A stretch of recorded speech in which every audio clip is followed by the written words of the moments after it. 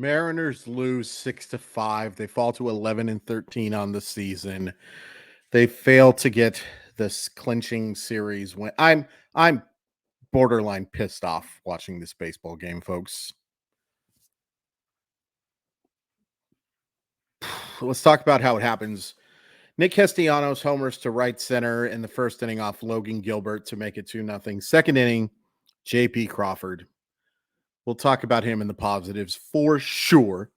Connects on a grand slam. First homer of the season, scores big dumper, scores AJ Pollock, scores Kolten Wong. Oh, will we talk about Kolten Wong? Second inning, also right after that, Julio Rodriguez homers, and we will talk about Julio as well. 5-2 Mariners. End of the second inning. Phillies get one back in the third on a single by Kyle Schwarber. Phillies get one back in the fifth on a single by Nick Castellanos. Phillies tie the game on an infield single to make it 5-5, and Alec Bohm singles in the winning run in the eighth. Mariners unable to do anything in the ninth, despite a double by JP Crawford. Okay, positives. JP Crawford is playing great, as well as I've seen him play. Now, look, I think it's worth pointing out that we have had JP Crawford. I tweeted about this. Every year seems like the coming out party for JP Crawford.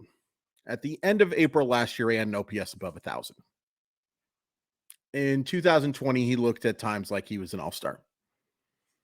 There are flashes of brilliance that suggest JP Crawford can be a first division shortstop. Can he do it for more than a couple of months? I don't know.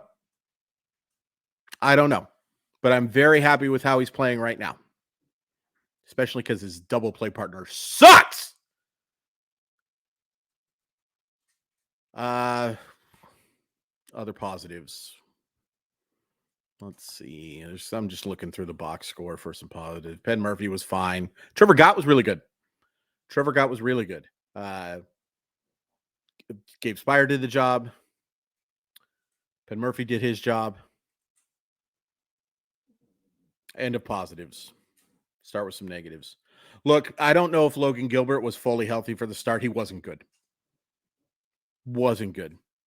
Deserved to give up 4 runs through 5 innings. Couldn't put hitters away enough today. And by more about putting hitters away, I don't mean the strikeouts because he had 6.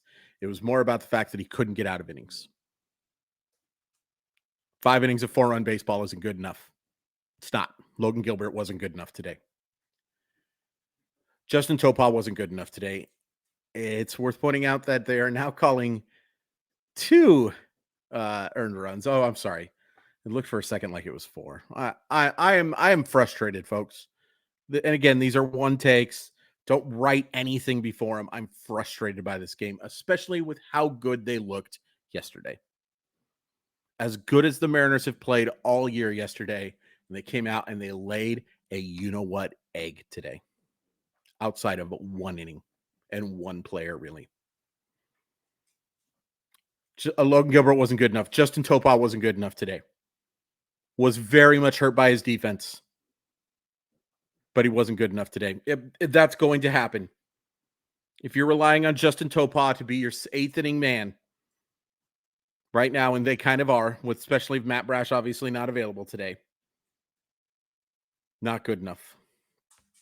Not good. You cannot expect Topal to be as good as he was all year. All right. Offensively. Teoscar Hernandez was really poor.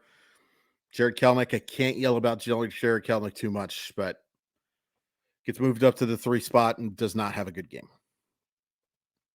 Ty France, once again, has a very poor game. Cal Raleigh does draw a walk, scores that run. Not a great game.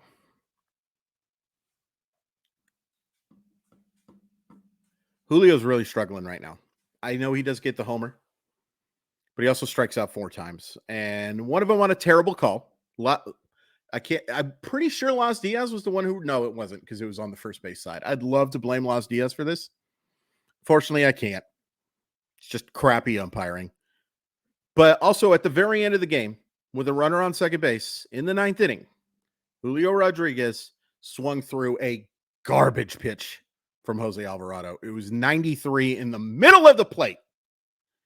He didn't get the job done. I love Julio Rodriguez. I have no doubt he's going to be fine.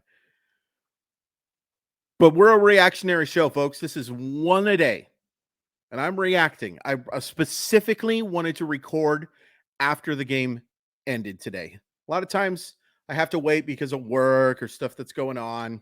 Maybe want to go play with my dogs.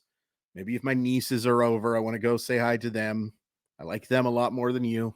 Just being honest. I love you guys, but I love my nieces. But I wanted to specifically record after this game to let you know I am mad. And that is, just the fan in me coming out. I didn't have the fan in me coming out for a long time. And it was because I just didn't find the Mariners very flippin' likable.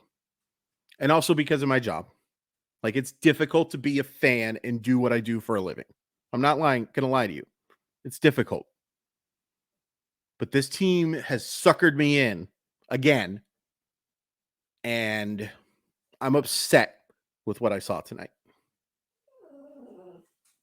I think you can hear my dog's upset too. She's going through some stuff right now. That's my sweet Lola. She's 13 years old and she is having a rough time right now. Just thinking about it could honestly make me tear up. Hi, Lola. She's getting in her bed right now. But Julio was not good. He has not been good for the majority of the season. He's swinging through pitches and not making hard contact with pitches that he should crush. Zero doubt that he's going to be a superstar player for the rest of his career. It's frustrating to see a bad week, even with a home run on a garbage. Taijuan Walker was terrible tonight. Terrible. And outside of one inning, they didn't take advantage of it. Ty France, once again, bad. Teoscar Hernandez really struggled. I think I said that already. AJ Pollock does get the one hit. Not a great night. Kolten Wong. I have no ill will towards Kolten Wong whatsoever. One of my favorite players to watch on a Cardinals team that I didn't really like very much. But I did like watching Kolten Wong. He was a really good defensive player. A solid bat. Not a superstar ever. Remember following him pretty strongly when he was at the University of Hawaii. First round pick for a reason. He's had a strong career. Fondly remembered by many Cardinals fans as being an unbelievably good defensive player and a solid offensive player that came up with some pretty big hits too. He sucks right now. He's a bad Major League Baseball player. He does get on twice tonight. That's great. Doesn't make up for the fact that he cannot make a play in the field. And if you go look at Baseball Savant, they've got him in the 63rd percentile about, it's above average. All that tells me is don't look at that page for another month and a half because it doesn't tell you crap. There's no way that Kolten Wong has been an above average offensive player.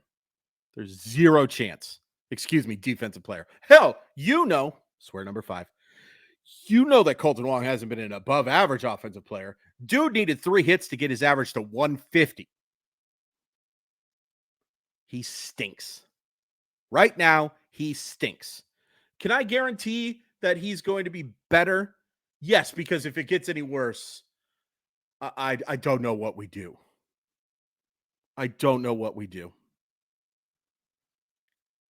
But right now, he's a liability. And the fact that Jose Caballero is a better option at second base than him right now it's not a compliment to Jose Caballero. It's an insult to Kolten Wong. He stinks right now. He's a bad Major League Baseball player right now. He has dropped 4 transfers in 24 games. That's 1 every 6 games. That's bad in high school. It can't happen, and you can't help. Confirmation bias, blah, blah, blah, blah, blah. They did not upgrade the middle infield. They chose to go with the Kolten Wong for two guys that were literally not wanted on the team. They traded Jesse Winker, who may be one of the most disliked Mariners in 15, 20 years. Not quite Milton Bradley or Carlos Silva, but not far behind. And Abraham Toro. Yeah. Yeah, they had big plans for Abraham Toro, remember? Two guys they literally didn't want is how they got Kolten Wong. Instead of going out and making an effort to make this team better in the middle infield, like truly better. Did I think Kolten Wong was a slight upgrade over Adam Frazier? Yeah, especially considering how bad Frazier played. I'd kill for Adam Frazier right now because he at least played solid defense. Kolten Wong has been terrible. Terrible.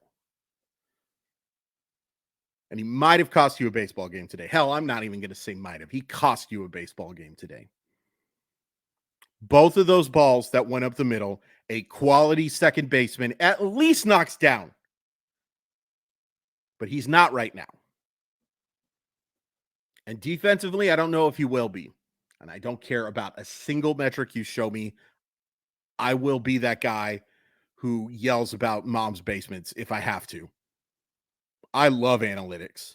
I think analytics are a huge part of the game. A huge part of it.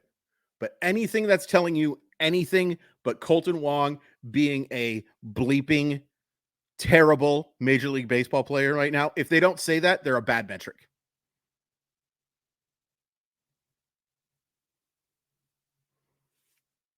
It's frustrating. It's really frustrating. And the fact I have 138 more of these to do, hope they're much more like they were on Monday than they were on Tuesday, on Tuesday instead of Wednesday. Who cares what day it is? I need the Kraken to win tonight, folks. And I need my doggy to feel better. Tomorrow, George Kirby against Matt Strahm. Here's the great news. Kolten Wong will not be in the lineup. Because the left-hander will be on the mound. Oh, got to talk about one other thing here. Robbie Ray is going to miss the entire season. And those of you who have listened to me talk about flexor strains knows that I'm not surprised. And anything that was suggested about him coming back in a month was disingenuous at best. It was a lie. It was a lie. That's okay. People lie about injuries all the time. It creates false hope. You're hoping for the best.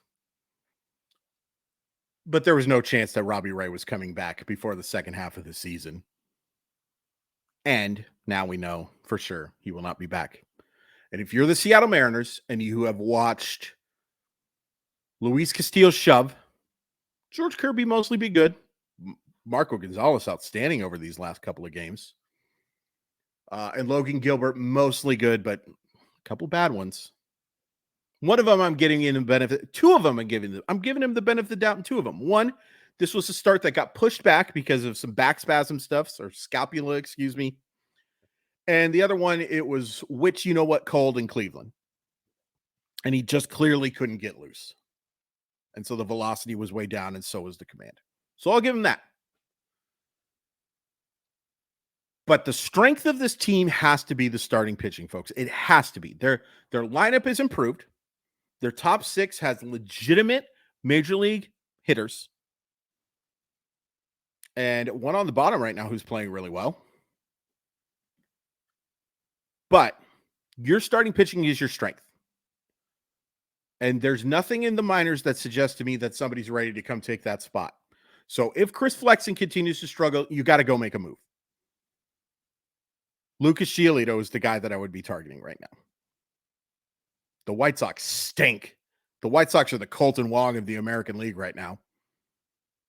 Luke Giolito is not an ace, but somebody that they should be able to get if necessary. That's who I'd be targeting right now. Frustrated, man. Frustrated, and very disappointed for Robbie Ray, who looked so good. It's a big loss. It's a big loss for this pitching staff. Please hit like. Please hit subscribe. Sorry for yelling. I really hope Kolten Wong is okay. But this is just untenable. At Crawford_MILB on Twitter. Patreon.com/MLB Prospect Guides. Sports Sometimes, the other podcast. I don't know, man. I don't know. Just real frustrating.